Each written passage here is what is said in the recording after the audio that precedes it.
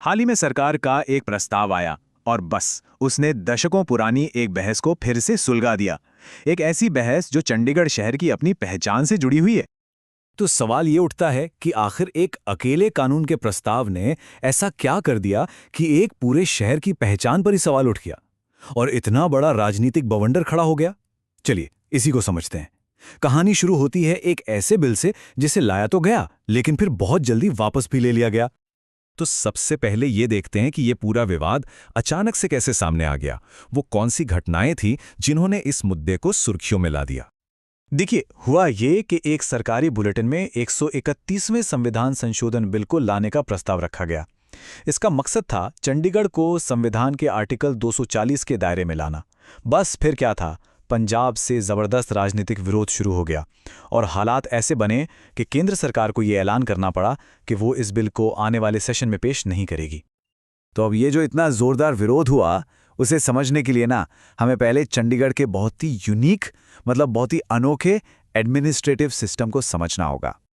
देखिए, चंडीगढ़ की कहानी में एक बहुत दिलचस्प मोड़ है। ये सिर्फ एक यूनियन टेरिटरी नहीं है, बल्कि ये पंजाब और हरियाणा दोनों राज्यों की साझा राजधानी भी है। सोचिए, एक शहर, दो राजधानियां।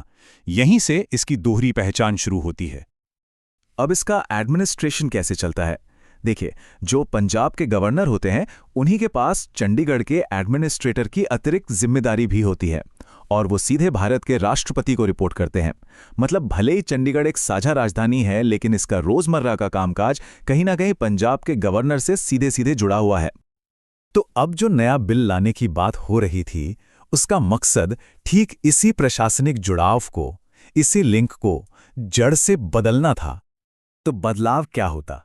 अभी का सिस्टम देखिए। एडमिनिस्ट्रेशन पंजाब के गवर्नर के पास है, एक एडिशनल चार्ज के तौर पर। और प्रस्तावित सिस्टम में क्या था? एक अलग से स्वतंत्र एडमिनिस्ट्रेटर होता, जिसे सीधे राष्ट्रपति नियुक्त करते। मतलब साफ था, पंजाब के गवर्नर का जो प्रतीकात्मक कंट्रोल भी था, वो खत्म हो जाता। अच्छा, तो ये जब बदलाव करने की तैयारी थी, उसके लिए जिस कानूनी रास्ते का इस्तेमाल होना था, वो था आर्टिकल 240। तो सवाल ये है कि ये आर्टिकल 240 है क्या चीज? सीधे शब्दों में कहें तो आर्टिकल 240 भारत के राष्ट्रपति को कुछ खास यूनियन टेरिटरीज में शांति, प्रगति और अच्छे शासन के लिए नियम बनाने की जबरदस्त पावर देता है। ये पावर इतनी ज्यादा है कि राष्ट्रपति के बनाए नियम संसद के बनाए कानूनों पर भी भारी पड़ सकते हैं। फिलहाल इस आर्टिकल्स 240 के तहत अंडमान और निकोबार, लक्षद्वीप, दादरा और नगर हवेली और दमन और दीव और पुदुचेरी, जब वहां विधानसभा भंग हो, आते हैं।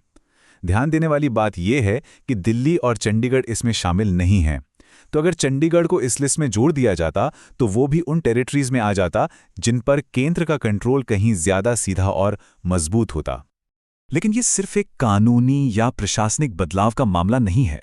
ये इतना इमोशनल मुद्दा क्यों है, इसे समझने के लिए हमें थोड़ा पीछे जाना होगा। हमें चंडीगढ़ के इतिहास को, इसके बनने की कहानी को देखना होगा। 22 ये सिर्फ एक नंबर नहीं है, ये उन पंजाबी गांवों की संख्या है जिनकी जमीन पर आज का आधुनिक चंडीगढ़ शहर खड़ा है। इन गांवों को हटाकर इस शहर को बसाया गया था। देखिए, इसकी कहानी शुरू होती है 1947 के बंटवारे से। पंजाब ने अपनी राजधानी लाहौर खो दी। फिर 1953 में एक बिल्कुल नया प्लान किया हुआ शहर चंडीगढ़ पंजाब की नई राजधानी बना। लेकिन कहानी में ट्विस्ट आया 1966 में। पंजाब का फिर से पुनर्गठन हुआ और हरियाणा राज्य बना, और तब चंडीगढ़ को एक यूनियन टेरिटरी बना दिया गया और दोनों ही राज्यों की साझा राजधानी घोषित कर दिया गया।